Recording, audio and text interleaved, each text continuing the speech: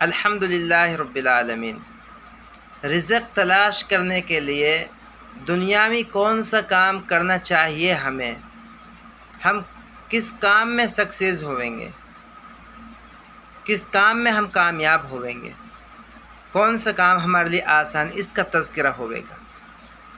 اس کے بارے میں انشاءاللہ 7 باتیں آپ کے سامنے رکھنی ہیں کہ ان 7 نشانیوں سے پتہ چلے گا ہم کس کام میں ہمیں کامیابی ملے گی، کس کام کے لیے اللہ نے ہمیں، قدرت نے ہمیں، پیدا کرنے والے نے پیدا کیا ہے، کس کام کے لیے پیدا کیا ہے۔ 7 باتیں انشاءاللہ تذکرہ کریں گے، 7 باتوں کا۔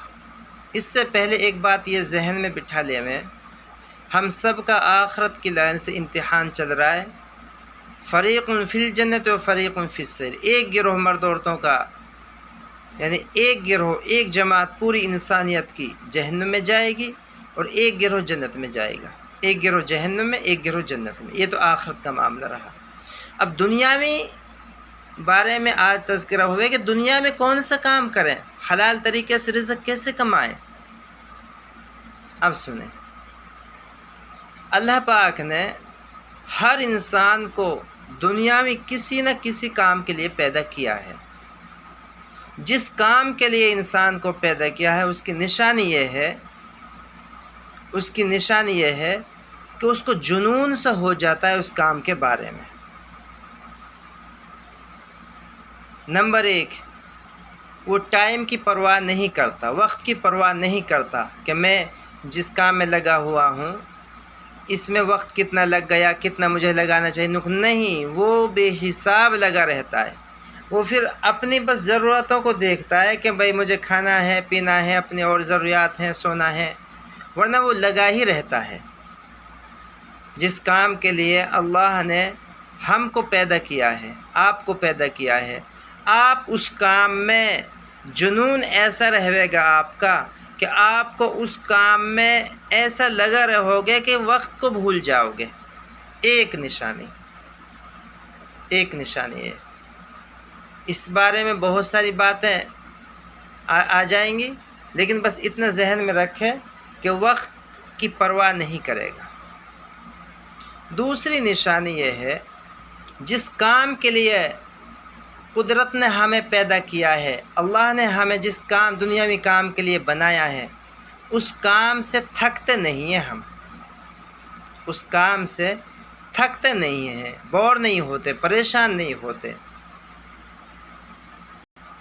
تیسری نشانی، اچھا میں بہت مختصر کر رہا ہوں کہ ہمارے پاس سمجھ حاصل کرنے کے لیے وقت نہیں ہے، باقی اور چیزوں کو دیکھنے کے لیے بہت سارا وقت ہے۔ اللہ ہمارے اس وقت کو اچھے کاموں کے لیے قبول فرما لے۔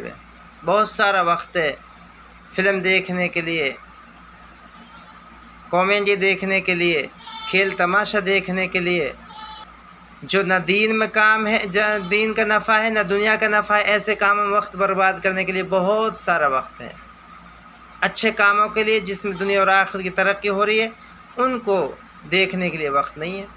بہرحال ہم تو اپنا کام کریں، یہ تو قدرت کا معاملہ ہے، کون کس کو سیدھے راہ پر لا سکتا ہے جب تک کہ اللہ نہ چاہے۔